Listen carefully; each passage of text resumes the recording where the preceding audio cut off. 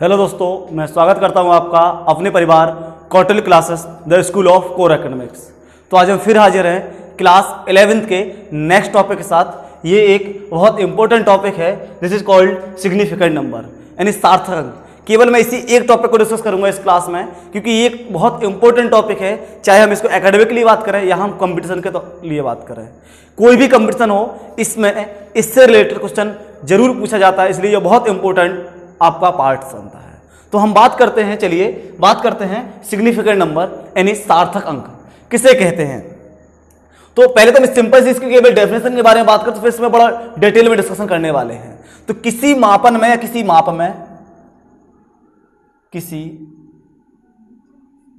में यानी जब किसी चीज का मापन करते हैं तो उसके माप के जो अंक होते हैं, बात समझ में आ रही है। तो किसी माप में सभी विश्वसनीय अंक में सभी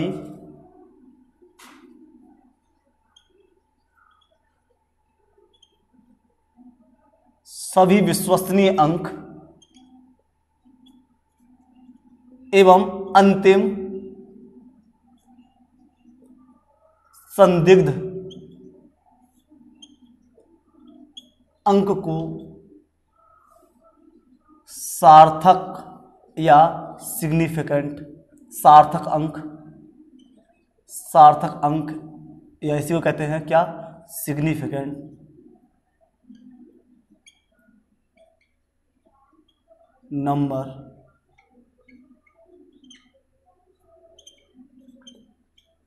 कहते हैं। यानी ये सार्थक अंक होते क्या है, या यहां पर मैंने एक वर्ड बोला विश्वसनीय अंक क्या होता है। जैसे मान लीजिए हम किसी चीज का जब मापन करते हैं, तो जैसे मैंने कोई मापन किया 1.456, तो इसमें ये जो आपके 3 डिजिट है 1.45, ये तो कैसे है, विश्वसनीय फिक्स है। लेकिन अंतिम जो 6 डिजिट है ये संदिग्ध है, कंफर्म नहीं है, जो 6 है या 7 है या कम है, मतलब इसकी वैल्यू फिक्स नहीं है। सर ऐसा कैसे, क्यों फिक्स नहीं है, तो समझिए। जैसे मान लीजिए हमारे पास एक कोई पैमाना है, मीटर पैमाना कह सकते हैं, इसमें इस तरीके से पॉइंट बने हुए 0, 1 और 2, और किसी हम रॉड का अगर मापन करते हैं इस प्रकार से, तो इसका मापन आप कितना बताओगे, तो आप कहोगे सर इसका है 1 मीटर। क्यों? क्योंकि 1 के नजदीक है और इसमें चूंकि बीच में कोई पॉइंट नहीं है, तो आप क्या कहोगे इसको 1। लेकिन यदि इसी का मापन हम किसी दूसरी स्केल से करेंगे तो उससे कैसे होगा, मान लीजिए उसमें इस प्रकार 0 और 1 और आगे 2, इसके साथ इसके बीच में भी यदि इनके पॉइंट दिए गए हैं, तो इस प्रकार आप कह सकते हैं कि सर इसका मान होगा सर 1.1 या 1.2। जबकि इसमें आप कितना बता रहे थे, 1 मीटर, इसमें बता रहा 1.1 मीटर। क्यों? क्योंकि इसका ये पॉइंट फिक्स कैसा है, सार्थक है, सत्य है। या फिर ऐसे समझिए कि अगर मान लीजिए इसकी जो स्केल से हम इसकी जो लेंथ मेजर कर रहे हैं और ये मेजर यहां है, अब 1 से तो आगे है लेकिन 2 के अंदर है, तो आप इसको कितना बोलोगे, इसको बोलोगे 1 मीटर। कितना बोलोगे, 1 मीटर। या फिर आप क्या बोलोगे 1.5 मीटर, 1.4 मीटर, 1.3 मीटर। यानी जब इन दोनों के बीच में है, अब एग्जैक्ट बीच में भी नहीं है, क्योंकि यहां बीच में अगर आपके कोई पॉइंट्स होते तो फिर आप बोल सकते थे कि इनकी 1.1 है, 1.2 है, 1.3 है, तो आप इनमें से कोई भी अंक लिखोगे। तो इनमें से जो अंतिम अंक होता है ये फिक्स नहीं होता है कि 1.1 है, 1.2 है, 1.3 है। तो जो आखिरी अंक होता है वो आपका संदिग्ध अंक होता है। इसके पहले तक जैसे अगर 1 है तो ये फिक्स है कि 1 कंफर्म है, विश्वसनीय है। तो इस प्रकार जो भी कोई नंबर लिखा होता है तो उसके अंतिम अंक छोड़कर सारे के सारे अंक ट्रू नंबर यानी विश्वसनीय या सत्य नंबर होते हैं। जबकि जो अंतिम अंक होता है वो कंफर्म नहीं होता है, वो कैसा होता है, संदिग्ध होता है। तो उस संदिग्ध अंक सहित इन नंबर को कहते हैं क्या, सार्थक अंक या सिग्निफिकेंट नंबर। तो सर इनको हम कैसे फाइंड करते हैं, सिग्निफिकेंट नंबर को? तो इनको फाइंड करने के कुछ रूल्स होते हैं। तो हम बात करते हैं rules to find the significant number. देखिए रूल्स टू फाइंड द या फाइंड सिग्निफिकेंट नंबर।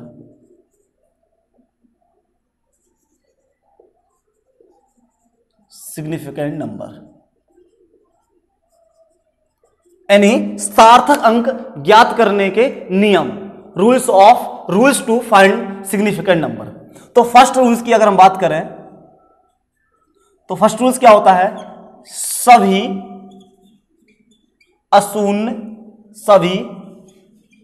अशून्य अंक, क्या कहा मैंने, सभी अशून्य अंक सार्थक होते हैं। All non zero number are significant. जैसे 1, 2, 4 ये सारे के सारे क्या है, हमारे सार्थक में। या कोई नंबर लिखा मैंने, सपोज दैट 4, 6, 5, 2, 6, 2, 1, 4, 1, 2, 1, 1, 0, 9, 3, अभी 0 को छोड़ दीजिए, 1, 2, तो इसमें सिग्निफिकेंट 1, 2, 3, 4 ये क्या है, नॉन जीरो नंबर है, यानी अशून्य अंक है, अशून्य को बोलते हैं नॉन जीरो। तो ये कितने, इसमें कितने सार्थक अंक है, कितने सिग्निफिकेंट नंबर है, 4, इसमें भी 4, इसमें 3, इसमें कितने 4। मींस जो भी हमारे नॉन जीरो नंबर होते हैं, अशून्य अंक होते हैं, वो सारे के सारे कौन से नंबर होते हैं, हमारे सिग्निफिकेंट नंबर होते हैं। नेक्स्ट रूल्स देखते हैं। अगला रूल्स क्या है, दो अशून्य अंकों के बीच के सभी शून्य सार्थक अंक होते हैं या सिग्निफिकेंट नंबर होते हैं। सेकंड रूल्स देखिए,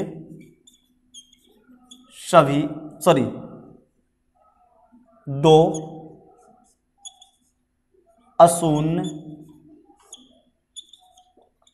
अंक के बीच, दो अशून्य अंक के बीच सभी शून्य अंक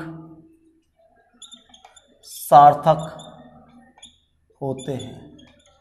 यानी जैसे मान लीजिए, इसके एग्जाम्पल की अगर मैं बात करूं तो जैसे कोई नंबर लिखा है 4003, तो ये दो क्या हैं, 4 और 3 क्या हैं, नॉन जीरो नंबर यानी अशून्य अंक, और इन अशून्य अंक के बीच में जो 2 क्या है, 0, तो ये क्या होंगे आपके सिग्निफिकेंट नंबर होंगे। तो इसमें अगर मैं बात करूं सिग्निफिकेंट नंबर के बारे में तो इसमें होंगे 4। अगर मैंने लिखा 540003, तो इसमें ये क्या है, आगे और पीछे, यानी क्या लिखा, दो अशून्य अंक, तो ये 4 और 3 क्या है, अशून्य, तो इसमें सिग्निफिकेंट नंबर कितने, 1, 2, 3, 4, 5, 6, या मैंने लिख दिया 110002, तो यहां 1 और 2 क्या है, नॉन जीरो नंबर यानी अशून्य अंक, और इन अशून्य अंक के बीच में ये क्या है, शून्य अंक, तो ये भी क्या होंगे, हमारे सिग्निफिकेंट नंबर होंगे यानी सार्थक अंक होंगे। 2 यानी 1, 2, 3, 4, 5, 6, इसमें भी कितने होंगे, 6। यानी यदि हमारे पास दो अशून्य अंक हैं और उनके बीच में यदि कोई शून्य अंक आता है तो वो हमारा क्या होगा, सार्थक अंक होगा, यानी सिग्निफिकेंट नंबर होगा। आगे बात करिए, नेक्स्ट रूल्स के बारे में बात करें तो नेक्स्ट रूल्स क्या होता है, दशमलव रहित, मतलब क्या, जिसमें क्या हो, दशमलव ना हो, समझिए। तीसरा रूल्स क्या होगा आपका, दशमलव रहित, जिसमें दशमलव नहीं होता है उसमें अंतिम 0 सिग्निफिकेंट नंबर नहीं होते हैं।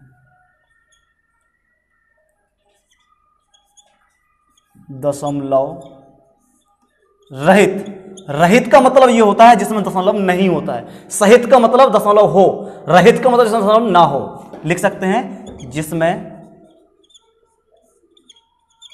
दशमलव नहीं होता है, जिसमें दशमलव नहीं होता है उसमें अंतिम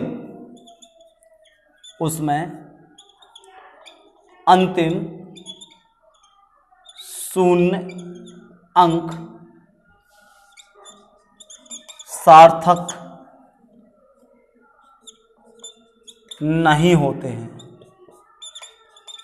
मतलब क्या, जैसे मान लो कोई संख्या लिखी है, एग्जाम्पल के तौर पर 1400, एक एग्जाम्पल लिखा है मैंने 100, एक और 0, मैंने और लिखा 1210, तो इसमें ये आगे क्या है, अशून्य अंक है, और अशून्य अंक के बाद क्या आ रहे हैं, शून्य अंक, तो ये हमारे सिग्निफिकेंट नंबर में काउंट नहीं होंगे। अगर इसमें हम सिग्निफिकेंट नंबर यानी सार्थक अंक की बात करेंगे तो इसमें केवल और केवल 2 सार्थक अंक होंगे, इसमें केवल और केवल 1 सार्थक अंक होगा, इसमें केवल और केवल 3 सार्थक अंक होंगे। ये हमारे 0 हमारे सार्थक अंक नहीं होंगे, यानी सिग्निफिकेंट नंबर नहीं होंगे। क्या बताया मैंने कि यदि कोई नंबर कैसा है जिसमें डेसिमल नहीं है, यानी जो लिखा है ना दशमलव रहित, नॉन डेसिमल नंबर लिखा है, दशमलव नहीं होता है, और जिसमें दशमलव नहीं होता है उसको क्या बोलते हैं, नॉन डेसिमल नंबर, जिसमें दशमलव नहीं होता है और उसमें यदि लास्ट में जो जीरो होते हैं वो हमारे क्या होते हैं, सिग्निफिकेंट नंबर नहीं होते हैं, उनको छोड़कर जो नंबर बचते हैं वो हमारे सिग्निफिकेंट नंबर होते हैं। अब हम यदि बात करें नेक्स्ट की, तो नेक्स्ट क्या होता है समझिए, फोर्थ पॉइंट देखो। अब यदि मान लीजिए किसी में दशमलव है, और दशमलव है उसमें भी एक कंडीशन कि संख्या क्या हो, एक से छोटी, समझिए यदि संख्या एक से छोटी है। अब ये एक से छोटी का मतलब क्या है कि दशमलव के ठीक पहले कोई नॉन जीरो नंबर नहीं होगा, क्योंकि एक से छोटी का मतलब क्या होता है, 0.1, 0.3, मतलब एक से छोटी होगी तो पहले क्या होगा, 0 कुछ होगा ना, तो मींस इसका मतलब क्या है कि पॉइंट के पहले जीरो। तो देखिए यदि संख्या एक से छोटी है, क्वेश्चन में लिख लीजिए अर्थात ऐसा लिख लीजिए, अर्थात दशमलव के पहले जीरो है, दशमलव के पहले कोई, दशमलव के पहले कोई भी आपका नॉन जीरो नंबर नहीं होगा, यानी कोई भी अशून्य अंक नहीं होगा, अशून्य अंक नहीं हो, यानी यदि संख्या एक से छोटी है अर्थात दशमलव के पहले अशून्य अंक नहीं है, मतलब अशून्य अंक नहीं है मतलब क्या है, शून्य अंक है, तो दशमलव के तुरंत बाद आने वाले जो शून्य होंगे वो सार्थक अंक नहीं होंगे। क्या कहा मैंने, छोटी होती है तो दशमलव के तुरंत बाद आने वाले शून्य सार्थक नहीं होते हैं। मीन्स क्या, जैसे मान लीजिए एग्जाम्पल समझिए, अभी मैं इसकी प्रैक्टिस करूंगा बहुत अच्छे से। जैसे कोई पॉइंट नंबर लिखा है 0.0012, एक और एग्जाम्पल लिखता हूं मैं 0.00001, एक और एग्जाम्पल लिखता हूं मैं यहीं पर 0.0012, सॉरी सेम हो गया 015, ठीक है। इसमें अगर मैं सिग्निफिकेंट नंबर की बात करूं या सार्थक अंक की बात करूं तो यहां आप देख सकते हैं कितना लिखा 0.0012। तो मैंने क्या बताया अभी, यदि संख्या एक से छोटी हो तो देखो 0.1 मतलब एक से छोटी है, अर्थात दशमलव के पहले कोई अशून्य अंक नहीं है, तो दशमलव के पहले कोई भी अशून्य अंक नहीं है मतलब शून्य अंक है, तो दशमलव के तुरंत बाद आने वाले शून्य सार्थक अंक नहीं होते हैं, तो इसमें ये दोनों के दोनों अंक सार्थक नहीं होंगे। इसमें केवल सार्थक अंक की संख्या होगी 2, वो होगी केवल ये 2। इसमें सार्थक होगा केवल 1, वो होगा केवल ये। इसमें सार्थक होगा केवल 2, वो भी कौन से, केवल 2। तो इस प्रकार हम कुछ 4 रूल्स दिए हैं, अभी इसके और भी रूल्स हैं, उस रूल्स को भी हम डिस्कस कर रहे हैं। तो इस प्रकार हम किसी भी नंबर का सिग्निफिकेंट नंबर ज्ञात कर सकते हैं। अब यदि एक चीज समझना, तुम लोग दिमाग में चल रहा होगा कि सर यदि मान लीजिए कोई संख्या 1 से बड़ी है, मतलब इस पॉइंट के पहले कोई अशून्य अंक है, तो उस कंडीशन में क्या होगा। तो देखिए अगला रूल्स देखिए क्या होगा, नेक्स्ट रूल नंबर 5, यदि किसी दशमलव के पहले कोई अशून्य अंक है, अशून्य अंक है मतलब संख्या 1 से बड़ी है, अर्थात संख्या 1 से बड़ी है। जब संख्या 1 से बड़ी है तो दशमलव के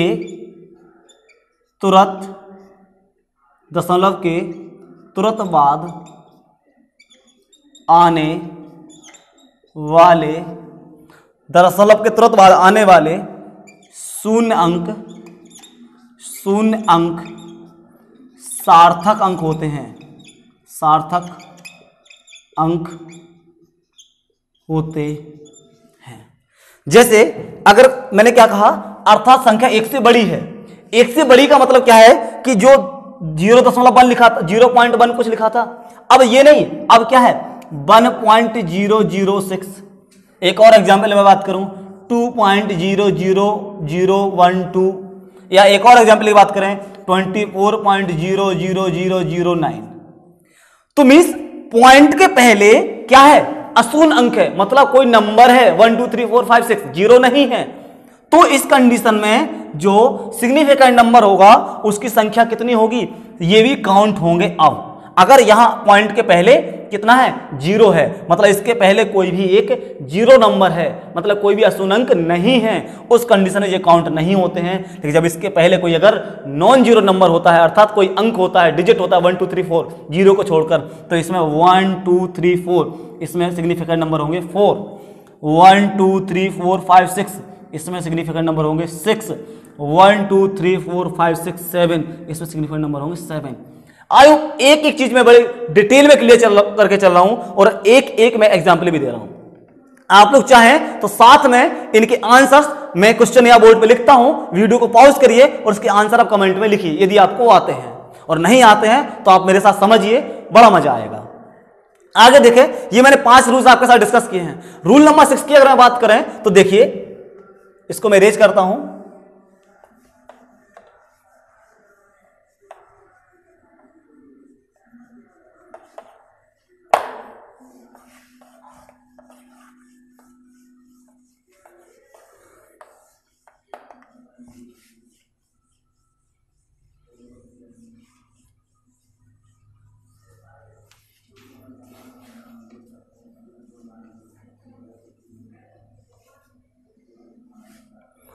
रूल नंबर 6, जैसे कोई दशमलव होता है और दशमलव के बाद कोई अगर अशून्य अंक आता है तो उसके बाद वाले शून्य अंक भी सार्थक होते हैं।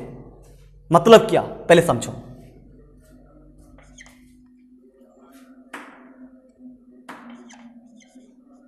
दशमलव संख्या में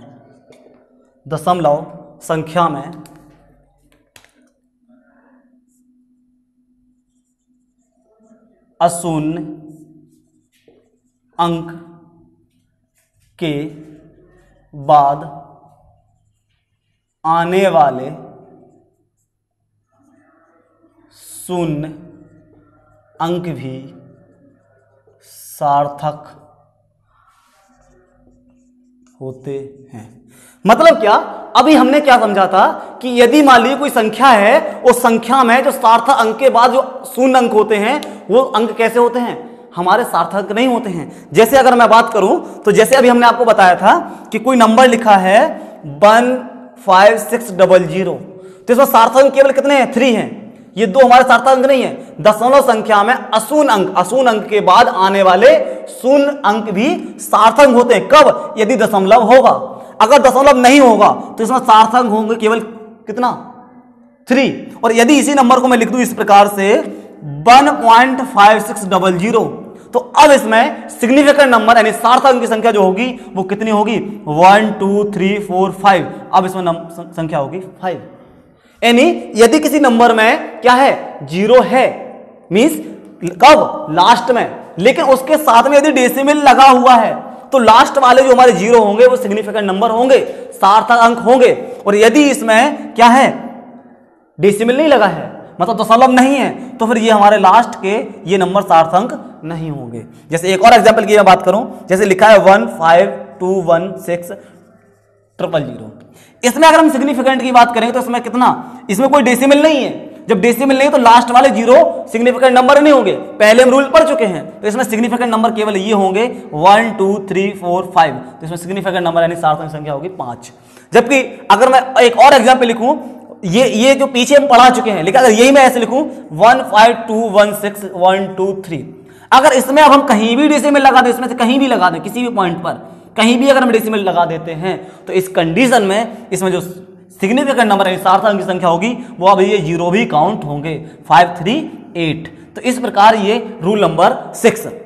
रूल नंबर 7 की अगर हम बात करें तो किसी भी नंबर में, कोई भी नंबर होता है, यदि किसी नंबर में हम 10 की घातों का गुणा करा देते हैं, क्या कहा मैंने, किसी भी नंबर में यदि हम 10 की घातों का गुणा करा देते हैं तो उसके सार्थक अंक पर कोई प्रभाव नहीं पड़ता है। देखिए रूल नंबर 7, किसी संख्या में 10 की घात से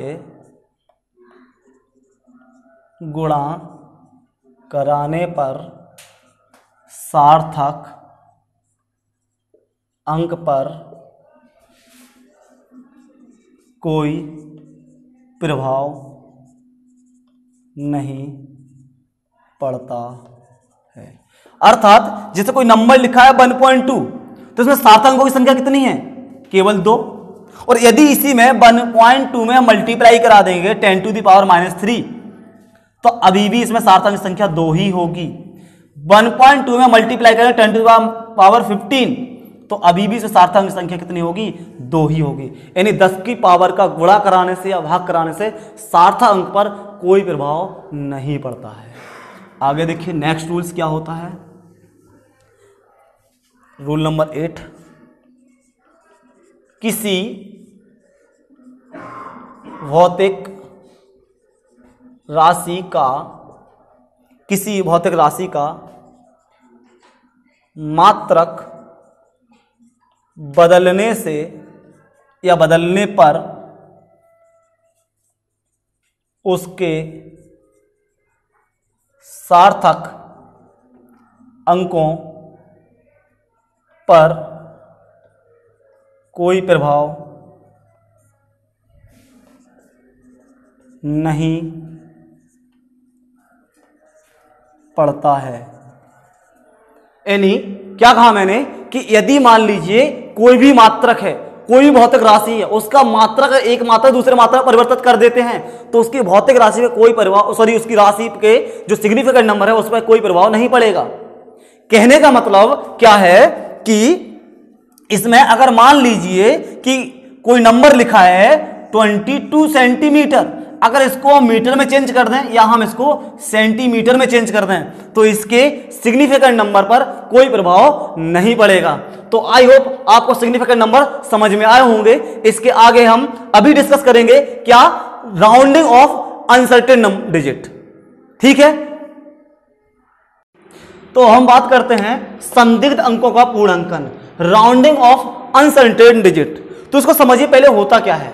तो आप लोग जब भी फिजिक्स के या मैथ के या केमिस्ट्री के जब न्यूमेरिकल लगाते हैं तो उसमें आप एक चीज देखते हैं कि जब कभी हमारा कोई डिवाइड करते हैं और डिवाइड करने के बाद कोई ऐसा नंबर आता है 4.666 और ये 66 आता चला जाता है, लेकिन जब इसका आंसर शीट में देखते हैं तो उसका आंसर लिखा होता है 4.67। ये कैसे आ जाता है? या मान लीजिए कोई नंबर आता है 3.33333 इस तरीके से, तो इसका नंबर हम देखते हैं तो आता है कितना 3.33 लिखा होता है। या मान लीजिए कोई ऐसा नंबर लिखा होता है 4.7784 और इसका जब हम आंसर देखते हैं तो आंसर मिलता है 4.8। तो ये कैसे नंबर आ जाता है? तो इसका राउंडिंग किया जाता है, यानी इनके संदिग्ध अंकों का क्या किया जाता है, पूर्णांकन किया जाता है। अब कैसे किया जाता है, इसके 2 नियम हैं, उन नियमों को समझते हैं। देखिए क्या होता है,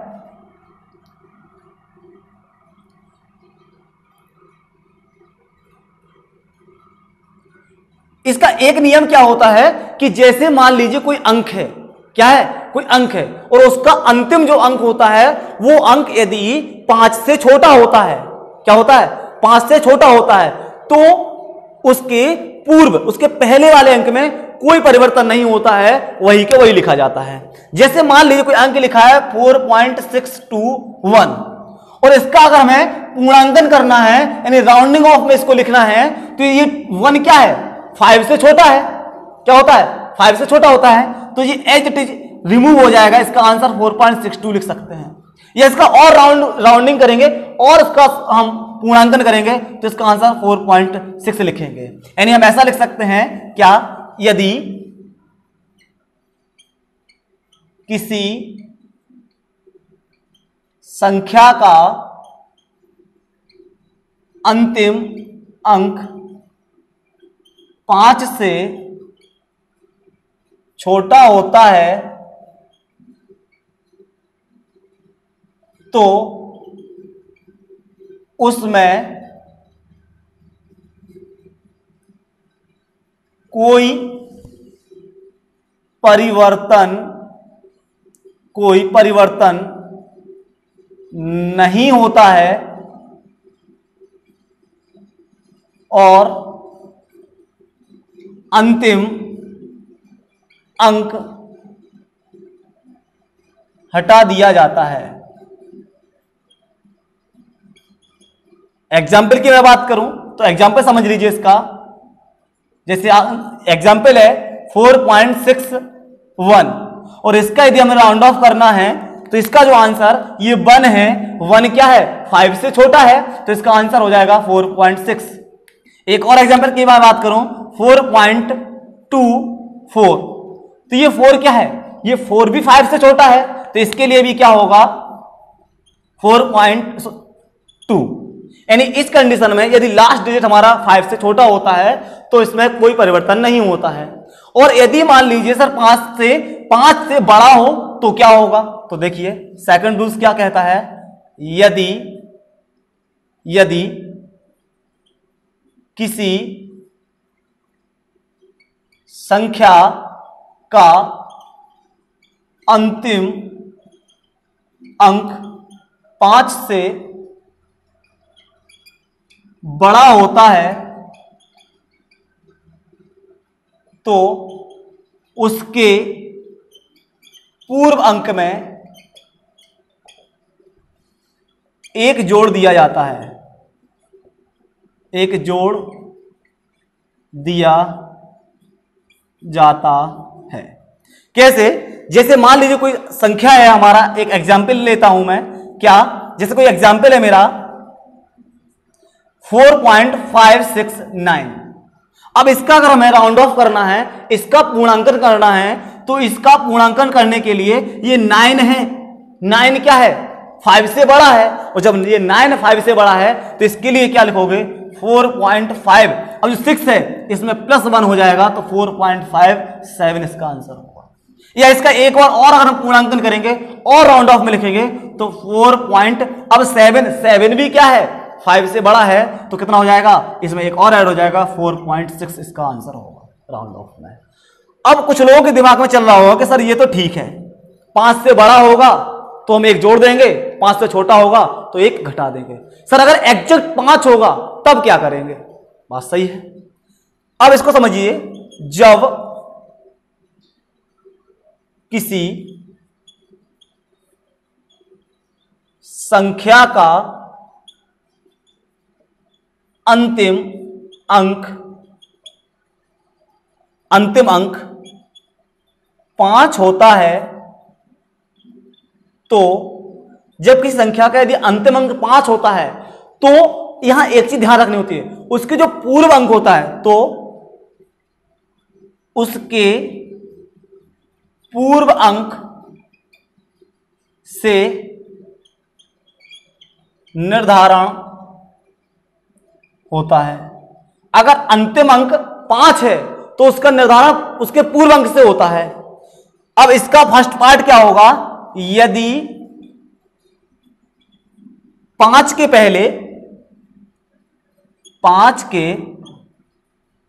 पहले सम संख्या है, सम मीन्स जानते हैं, सम संख्या है, तो उसके पूर्व अंक पर कोई प्रभाव नहीं पड़ता है, मतलब उसमें ना तो एक जुड़ेगा ना ही ये घटेगा, एज इट इज लिखा जाता है। यदि 5 के पहले सम संख्या है तो कोई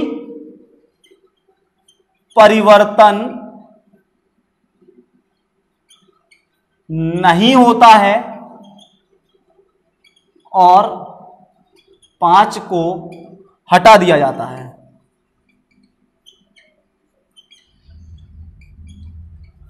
जैसे कोई एग्जाम्पल लिखा है 1.25, अब जैसे 1.25 है, अब ये 2 क्या है हमारा, सम संख्या है, तो इसका जब राउंड ऑफ करें तो आंसर 1.2 ही आएगा। और यदि 5 के पहले सम संख्या ना हो और क्या हो, विषम हो। नेक्स्ट पॉइंट समझिए, यदि 5 के पहले, 5 का मतलब अंतिम डिजिट की बात हो रही है यहां, 5 का मतलब ये नहीं कोई बीच में 5 है उसके पहले, अंतिम जो 5 है उसको रिड्यूस करने की बात हो रही है। तो क्या है, यदि 5 के पहले कोई कौन सी विषम, कौन सी, 5 के पहले विषम संख्या है तो 5 के पूर्व की संख्या में, 5 के पूर्व की संख्या में 1 जोड़ दिया जाता है।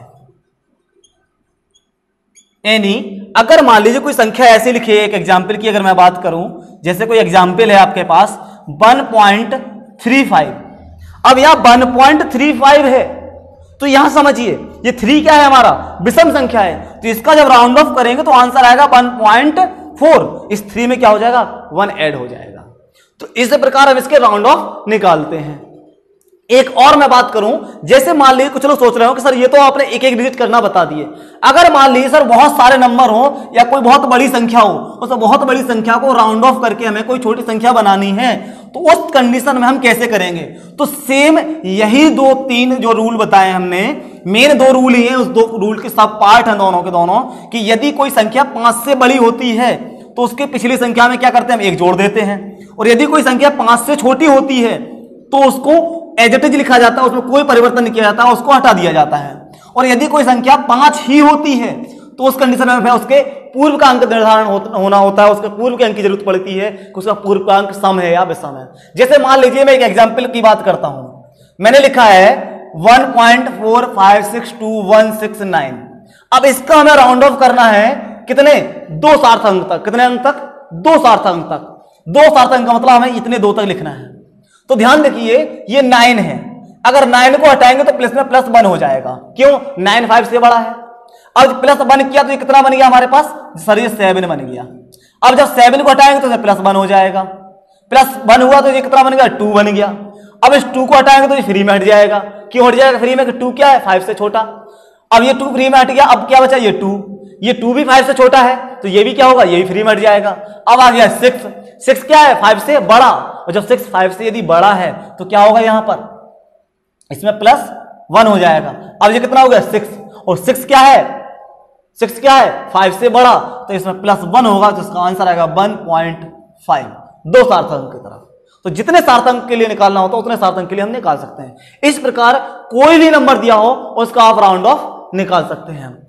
अब इसी के साथ अगर मैं बात करूं तो जो अभी आप सार्थक पढ़ रहे थे, इन सार्थक पर कुछ इसके मैथमेटिकल कॉन्सेप्ट होते हैं, क्वेश्चन के सॉल्यूशन होते हैं। हम ऐसा कह सकते हैं कि वो जो रूल्स होते हैं, किसके अर्थमेटिक प्रॉपर्टीज होती है, यानी अंकगणित तरीके से इनको जोड़ा जाता है। कैसे जोड़ा जाता है सार्थक अंकों को, तो इसके लिए समझिए, जैसे मान लीजिए कोई एक सार्थक अंक है 1.2, कितना है, 1.2, और इसमें हमें प्लस करना है 1.45 को। क्या करना है, 1.45 को। तो इसका जो आंसर आएगा वो आंसर इन दोनों को जोड़ने पर, देखो इसका सार्थक कितना है, सर इसके सार्थक 2 हैं, इसके सार्थक कितने हैं, 3 हैं, तो इसका जो आंसर आएगा उसके सार्थक 2 होने चाहिए। मतलब जिन संख्याओं को हम जोड़ रहे हैं या घटा रहे हैं या भाग दे रहे हैं या गुणा कर रहे हैं, उन संख्याओं में जो सबसे कम सार्थक होगा आंसर वही आएगा। कैसे, देखो इसको अगर मैंने जोड़ा, देखो 1.45 में हमने मान लीजिए 1.2 को जोड़ा, तो जिसके नीचे कुछ नहीं तो हम 0 लिख लेते हैं, आंसर 5 4 2 7 1 1 2, यानी आंसर आ गया आपके पास कितना, 2.75। कितना आ गया, 2.75। अब यहां सार्थक की संख्या कितनी है, 3, और यहां कितनी है, 2। आपको जो संख्याएं आपने जोड़ी हैं या जो संख्याएं घटाई हैं उनका आपको मिनिमम पार्ट लेना है, यानी जो कम से कम सार्थक अंक है वो देखना है। तो कम से कम कितना है, 2, तो इसका आंसर का सार्थक अंक भी कितना होना चाहिए, 2 होना चाहिए। तो क्या करोगे, इस नंबर को 2.75 को क्या करोगे आप, पूर्णांकन करोगे, राउंड ऑफ करोगे, जब इसका राउंड ऑफ करोगे तो 5 के पहले क्या है 7, और 7 क्या है आपका विषम नंबर, और विषम नंबर के लिए मैं क्या बताया इसमें होगा +1, तो आंसर हो जाएगा 2.8। या मान लीजिए कोई भी नंबर हो 1.2 मल्टीप्लाई बाय 1.25, अगर इसका हम मल्टीप्लाई कराएंगे इसका आंसर अगर हमारा आएगा तो सिंपल चीज 3 डिजिट यहां है 2 डिजिट यहां है, और आंसर मान लीजिए कोई भी नंबर आता है तो इसमें कम से कम सार्थक कितने हैं 2, तो आपको 2 सार्थक अंक में ही देना है। या मान लीजिए कोई संख्या है 1.456, इसमें ऐड किया हमने 1.45 को, तो इसको हमें इसमें ऐड करना है और इसके सार्थक अंक की संख्या कितनी है 1 2 3 4, इसमें सार्थक संख्या कितनी है 1 2 3, लेकिन जब हम इसको ऐड करेंगे 6 5 5 5 5 10 4 4 8 1 9 1 1 2, तो 2.906, लेकिन इसमें सार्थक कितने थे 1.45 को ही तो ऐड किया हमने, वो तो 0 हमने लिखा है, तो इसमें सार्थक कितने 3, और इसमें आंसर में कितने आ रहा है 4। आंसर ये नहीं होगा। अगर क्वेश्चन पूछ लिया जाएगा इनको जोड़कर उचित सार्थक अंकों में लिखिए, तो आपको उचित सार्थक अंक का मतलब है इसका आंसर आपको 3 सार्थक अंक में देना है, और यहां आपके पास कितने हैं 4, तो क्या करोगे इस 6 का करोगे राउंड ऑफ। अब 6 है तो 6 कैसा होता है 5 से बड़ा, तो इसमें क्या हो जाएगा +1 हो जाएगा, तो इसका जो आंसर होगा देखो एग्जैक्ट ऐड करने पर तो यही होगा, लेकिन अगर पूछा जाए उचित सार्थक अंकों में तो इसका आंसर हो जाएगा 2.91। तो इस प्रकार से हम इन सार्थक अंकों के आधार पर जोड़ सकते हैं। खासतौर पर ये केमिस्ट्री की जो कैलकुलेशन होती है वो बड़ी जटिल होती है, बड़ी लंबी लंबी जाती है पॉइंटों कई डिजिट तक, तो उस कंडीशन में हमें इनका सबसे ज्यादा उपयोग होता है। फिजिक्स में भी बहुत सारे पार्ट्स ऐसे होते हैं जिनमें बहुत छोटी छोटी कैलकुलेशन होती है, जहां हमें इनके उचित सार्थक अंकों में इसका कैलकुलेशन करना होता है। तो ये एक इंपॉर्टेंट पार्ट है फिजिक्स में भी, केमिस्ट्री में भी। और आप कोई भी एग्जाम देने बैठ जाएं, चाहे आप एनडीए का एग्जाम दे लें, चाहे आप सीडीएस का एग्जाम दे लें, चाहे आप नीट का एग्जाम दे लें, चाहे आप जेईई का एग्जाम दे लें, सभी एग्जाम में इससे रिलेटेड आपको एक क्वेश्चन जरूर मिलेगा, और ये बहुत बेसिक होता, बहुत इजी होता है, और हम इसको गलत करके आते हैं। तो आई होप मैंने एक एक पॉइंट को बड़ा डिटेल में डिस्कस किया है। आज के बाद अब इस टॉपिक से आपका किसी का भी कोई क्वेश्चन गलत नहीं होगा। तो आज के लिए इतना रखेंगे। Thank you.